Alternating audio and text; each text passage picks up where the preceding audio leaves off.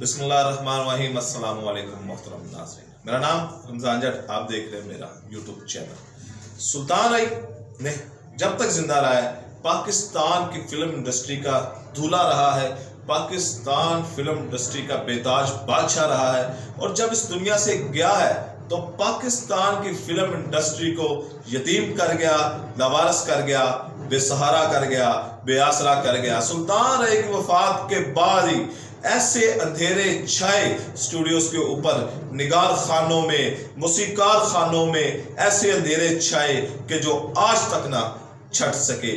हजारों फनकार बेरोजगार हो गए, हजारों मौसीकार बेरोजगार हो गए, डायरेक्टर, प्रोड्यूसर, तमाम लोग सड़कों पर आ गए सिर्फ एक शख्स के इस दुनिया से चले जाने से। आज इस वीडियो में आपको मैं बताऊंगा कि सुल्तान रही का कत्ल हुआ कैसे, और सुल्तान रही के बारे में कौन कहता रहा कि हाँ मेरी वजह से सुल्तान रही कत्ल हो गया।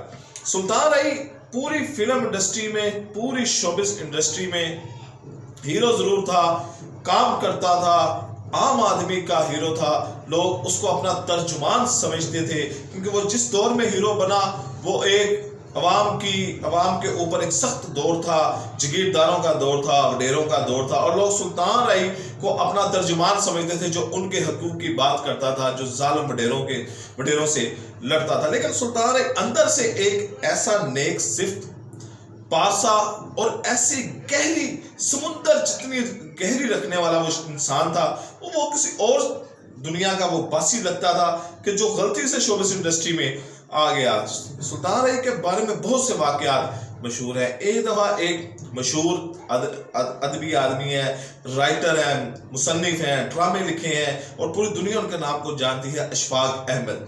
इशफाक अहमद का खुद एक बहुत बड़ा तारुफ है। इशफाक अहमद खुद ऐसे इंसान है जिन्होंने बहुत सी किताबें तहरीर की हैं और बहुत सी ऐसी बातें की हैं उनके बारे में है जिसकी वजह से लोग उनसे रहनुमाई हासिल करते हैं। जाविया उनकी बड़ी अच्छी किताब है, शाहनामा उन्होंने तहरीर किया है। सुल्तान रही और इशफाक अहमद के दरमियान एक दोस्ती थी, एक गहरा रिश्ता था, और सुल्तान रही और इशफाक अहमद तकरीबन एक ही मंजिल के मुसाफिर थे। दोनों की सोच एक जैसी थी, दोनों की बातें एक जैसी थी, और जब किसी इंसान की सोच मिलती हो, किसी इंसान के माइंड मिलता हो, तो वो अपनी कंपनी को ढूंढता है। इशफाक अहमद एक बैरोक्रेट था, बैरोक्रेट से एक सूफीज़म की तरफ आ गया, रूहानियत की तरफ आ गया और इस्लाम के करीब हो गया। सुल्तान रही भी ऐसी ही सोच रखता था, ऐसी ही प्रोग्रेसिव सोच रखता था, वो मजहब के ज्यादा करीब था बनिस्बत दुनिया के। इशफाक अहमद साहब बताते हैं कि एक दफा उनके घर में, सुल्तान रही के घर में एक महफिल सजाएगी और ये महफिलें सजती रहती थी। कभी इशफाक अहमद के घर सजती थी, कभी सुल्तान रही के घर सजती थी, कभी उनके हम ख्याल किसी और दोस्त के घर सजती थी। इस तमाम दोस्त एक गेट टुगेदर करते थे, एक ऐसी कंपनी बनाते थे जहां पर बैठ के वो अल्लाह और उसके रसूल की बातें कर सकें, दीनी बातें कर सकें और कुछ सीख सकें, कुछ सिखा सकें। कभी इशफाक अहमद साहब से कुछ सीख सकें, कभी सुल्तान रही साहब से कुछ सीख सकें। तो ये एक ऐसी कंपनी होती थी, गेट टुगेदर होती थी जहाँ पे तमाम हम ख्याल दोस्त बैठते थे और अपनी सोच की अक्कासी करते थे, अपनी सोच बताते थे, अपने ख्यालात बताते थे, अपने मुशाहदात बताते थे, अपने तजर्बात बताते थे और अपने अंदर जो चीज़ें हैं वो एक दूसरे के साथ शेयर करते थे। इशफाक अहमद बताते हैं कि मैं उस महफिल में गया, वो महफिल सुल्तान रही साहब ने सजाई हुई थी। सुल्तान रही साहब एक खूबसूरत आवाज़, पंजाबी फिल्मों में आपने देखा है सुल्तान रही ललकार रहा है, बड़के मार रहा है, जगीरदारों को ललकार रहा है, गोलियां चला रहा है, गंडासा चला रहा है, और एक बड़ी बारोब और दबदबे वाली उसकी आवाज़ थी। और सुल्तान रही की आवाज़ की जो घनो गरज थी वही उनकी पहचान थी कि अगर सामने तस्वीर नहीं भी आ रही और बड़ी दूर से वो चल रही है तो लोग सुल्तान रही की आवाज़ से पता चल जाता था कि ये शख्स सुल्तान रही है। और सुल्तान रही के लोगों ने बाद में कॉपी भी की और आज तक सुल्तान रही की कॉपी हो रही है। वो शान हो, वो बाबर अली सूद हो, कोई भी आया है उसने कॉपी सुल्तान रही का स्टाइल ही किया है, उसके बोलने का स्टाइल, उसके चलने का स्टाइल।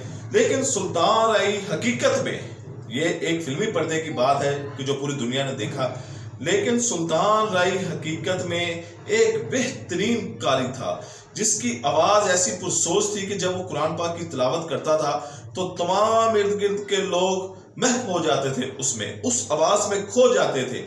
सुल्तान रही इतनी ज़बरदस्त किस्म की किरात करता था, इतनी ज़बरदस्त किस्म का कुरान पाक पढ़ता था, अल्लाह ताला ने उसकी आवाज़ में ऐसी تاثیر دی تھی. اور جب تمام یہ محفل میں لوگ اکٹھے ہوئے ہیں, محفل کا آغاز کیا گیا, اشفاق احمد آگے, سلطان رئی آگے, وہاں پہ ایک اور آدمی تھا, ٹھیک ہے, جس سے اشفاق احمد کہتے ہیں میری شناسی نہیں تھی, کسی بھی شناسی نہیں تھی ہماری کمپنی میں. وہ نیا آدمی تھا, دیسی آدمی تھا, کھیس اس نے کندھے پہ رکھا ہوا تھا, دھوتی کرتا اس نے پہنا ہوا تھا, اور لگتا تھا کسی گاؤں کا وہ آدمی ہے. وہاں پر بیٹھ گئے ہیں تو اشفاق احمد صاحب کہتے ہیں سلطان رئی نے آغاز کیا, محفل کا آغاز کیا اور سورۃ مزمل کی تلاوت کی. اور سورۃ مزمل کی جب سلطان رئی نے تلاوت کی تو وہاں پر بیٹھے تمام لوگ اس سلطان رئی کی آواز میں کھو گئے. تمام لوگوں نے آنکھیں بند کر دی, سر عقیدت سے جھکا لیے اور سلطان رئی کی تلاوت سنتے رہے. سلطان رئی میں آپ کو بتا چکا ہوں کہ ایسا قاری تھا کہ اگر وہ شوبز انڈسٹری کا آدمی نہ ہوتا, جو وہ شوبز انڈسٹری میں آدمی تھے, لوگ اس کے اوپر سلطان رئی کے اوپر انگلیاں بھی اٹھاتے ہیں, اس کے اوپر کہتے ہیں یہ شوبز کا آدمی ہے. لیکن اگر آپ اس کو شوبز سے ہٹ کے دیکھیں تو سلطان رئی ایک ایسا آدمی تھا. اس کی قرات, یہ اشفاق احمد واقعہ بتا رہا ہے, اور اتنا ریفرنس کافی ہے کہ اشفاق احمد ایک ادبی آدمی ہے, پڑھا لکھا, بیرو گریڈ, ریٹائر ہوا, کتابیں اتنی تحریر کی, اور وہ ایک شوبز کے آدمی کے بارے میں سلطان رئی کے بارے میں بتا رہا ہے کہ جب اس نے قرات شروع کی, جب اس نے تلاوت سورۃ مزمل کی شروع کی, تو تمام محفل کے اوپر ایک جادو چھا گیا, تمام محفل کے اوپر ایک سحر داری ہو گیا, اور تمام لوگ اس میں کھو گئے جیسے سمندر میں کھو جاتے ہیں. سلطان رئی نے سورۃ مزمل اپنی جب مکمل کر لی تو تمام لوگوں نے آنکھیں کھولی اور جزاک اللہ ماشاءاللہ. اور سلطان رئی صاحب کو ایک بڑی اچھی انہوں نے باتیں کی. سلطان رئی صاحب کا کہ بہت اچھا آپ نے ہماری کانوں کو اس سے شرف بخشا, ہم نے قرآن پاک سنا, آپ کی بات سنا, ہمیں بہت زیادہ مزہ آیا, سبحان اللہ کی صدائیں اٹھی. سلطان رئی نے کہا اب آپ پار فیق کی تلاوت سنیں. وہ جو آدمی وہاں پہ بیٹھا ہوا تھا, سادہ آدمی تھا جس کے کندھے پر کھیس تھا, اس کا نام پار فیق تھا.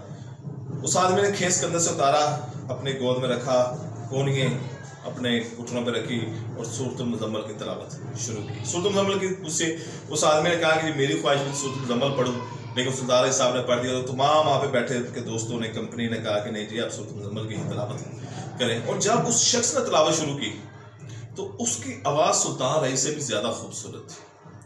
ایسی آواز تھی اس کی, اشفاق احمد کا کہنا ہے کہ ایسی آواز تھی کہ لگا کہ ہم مدینے میں چلے گئے ہیں, ہم مکے میں چلے گئے ہیں, ہم 1400 سال پیچھے چلے گئے ہیں. یہ وہ دور ہے, ہم تصوراتی طور پر امیجینیشن میں ہم ایسا لگ رہا تھا کہ ہم مکے میں ہیں, مدینے میں ہیں, 1400 سال کا پہلے کا منظر ہے.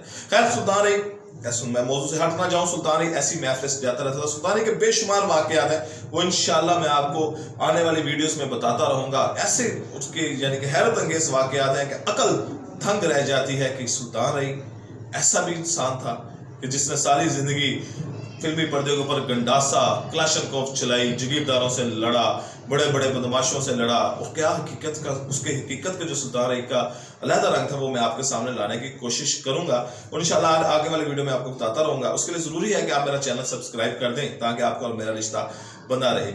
سلطان رئی جب 1996 میں اس کے قتل کی خبر ملی کہ سلطان رئی قتل ہو گیا ہے تو پورے پاکستان میں ایک سناٹا چھا گیا تھا کہ سلطان رئی قتل ہو. کوئی بھی اس خبر کو ماننے پر اعتبار نہیں کر رہا تھا, کہ کوئی اس خبر پر یقین کرنے کو تیار نہیں تھا کہ سلطان رئی اس دنیا سے چلا گیا ہے.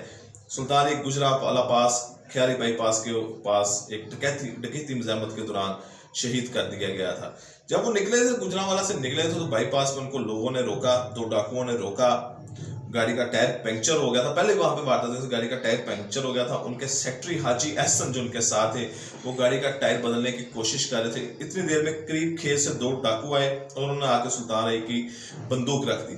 کاربین تھی اس کے پاس, کاربین کے فائر سلطان رئی کو لگے تھے, اور سلطان رئی نے جب ان کی بندوق اٹھانے کی کوشش کی تو انہوں نے وہ فائر چلا دیے. لیکن سلطان رئی کے قاتلوں کا آج تک مہما رہا تھا کہ سلطان رئی کو قتل کیا کس نے آصف زرداری کے ساتھ جوڑنے کی کوشش کی.